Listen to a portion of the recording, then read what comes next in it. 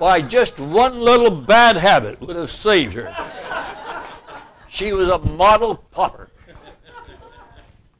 And once I met a fellow whose health had gone down and down and down till it appeared that he was not long for this earth. I petitioned him to give up that vile tobacco habit, but he said he had never smoked. When I told him that the continued use of demon rum was a one-way road to perdition, and thereafter, he said he never drank and had never used those expletives that rural men often use out around the barn lot. I was amazed that such a perfect man, so sick. I invited him home to meet my wife to show her what high moral habits would do to one's health.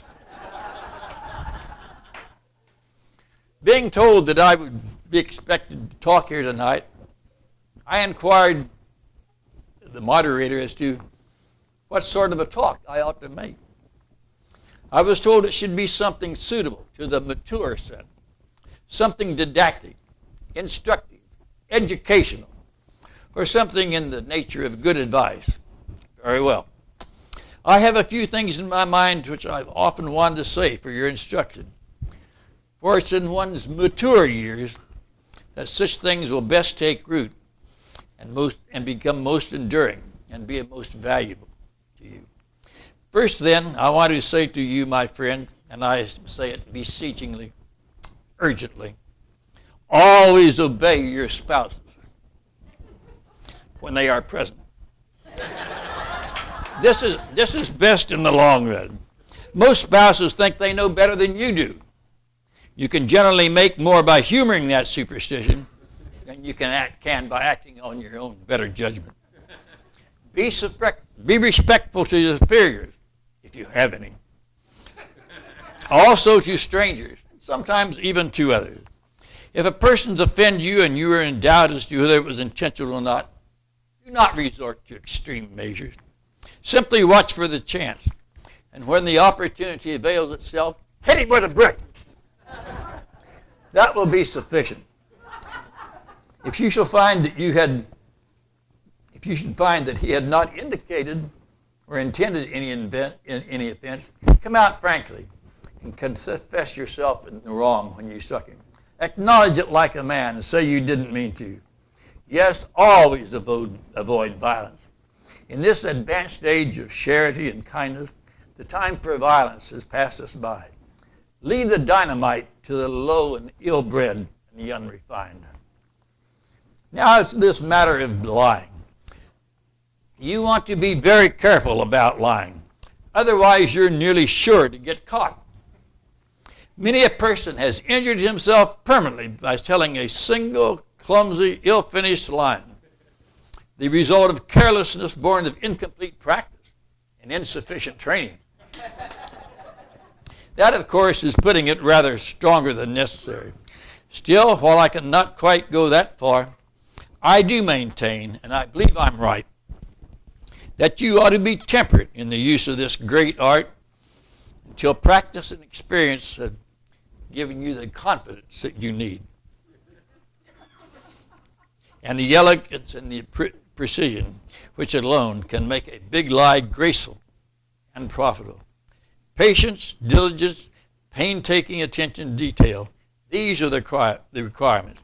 The history of our race and of each individual spirit are sewn thick with the evidence that a truth is not hard to kill, but a lie well told is immortal.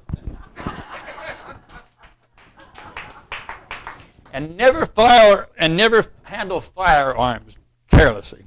Much sorrow and suffering have been caused through the innocent and heedless use of handling firearms. Only 4 days ago, right next to the farmhouse where I once spent a summer, a mother, a sweet, old, gentle lady, one of the loveliest spirits of the land, was sitting at her work in her house when her son crept in and got down an old, battered, rusty gun that was hanging on the mantel, and which hadn't been touched for many, many years and was supposedly not loaded. He pointed at her and laughingly threatened to shoot. In her fright, she ran screaming and fled toward the door on the other side of the room. But as she passed him, he placed the gun up against her very breast, and he pulled the trigger. He supposed it was not loaded, and he was right. It wasn't loaded. So there wasn't any harm done. But it's the only case of that kind that I have ever heard of. Therefore, just the same, don't ever meddle with unloaded firearms. They are the most deadly and unerring things that have ever been created by man. Now, when I was young, in the early 1960s, I went west to invade serving in the Army and to seek my fortune in the silver lands of the Nevada Territory. I eventually settled down in Virginia City, which is a good place for a man to lose his religion. What little of it he had left, I suppose, by the time he got there. There were wide open gambling places. There were street fights, murders, riot. There was a whiskey mill every 16 cents and a half a dozen jails. And there was some talk of building a church. Well, this was no place for a Unitarian. And I did not remain one for very long. Eventually, I left Virginia City and went to San Francisco and became employed. But then Lady Luck happened to smile and became unemployed. But then Lady Luck happened to smile on me, and I was given a position with the Sacramento Post newspaper as their special correspondent to the Sandwich Islands out in the middle of the Pacific. Well, my first stop was Honolulu. I was naturally anxious to explore that dreamy and enchanted land. They told me to do my best, and to do so was to hire a horse. Well, I'd had some unpleasant experiences with those unpredictable creatures called horses back in Carson City, Nevada. I once made the mistake in Nevada of buying a genuine Mexican plug on the advice that I later found out to be the auctioneer's brother. As soon as I mounted that horse, he put all his feet together in a bunch. His back shot me up straight into the air for 4 or 5 feet, and when I came down, I hit in the saddle. Then shot up again and came down on the high saddle horn.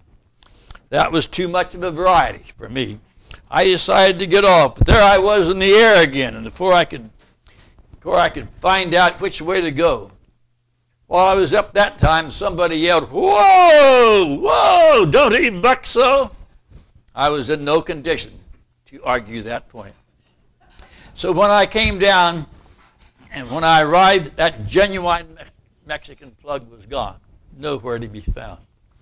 When I dug myself out of the ground, I made up my mind that at that auctioneer's funeral, that auctioneer that gave me that earlier advice, if his funeral took place while I was in Carson City, I would postpone all other recreation and attend that funeral. Experiences like these teach man's respect for dead animals. So in Honolulu, I said I prefer a safe horse to a fast one. I asked for an excessively gentle pace horse, one with no spirit whatsoever.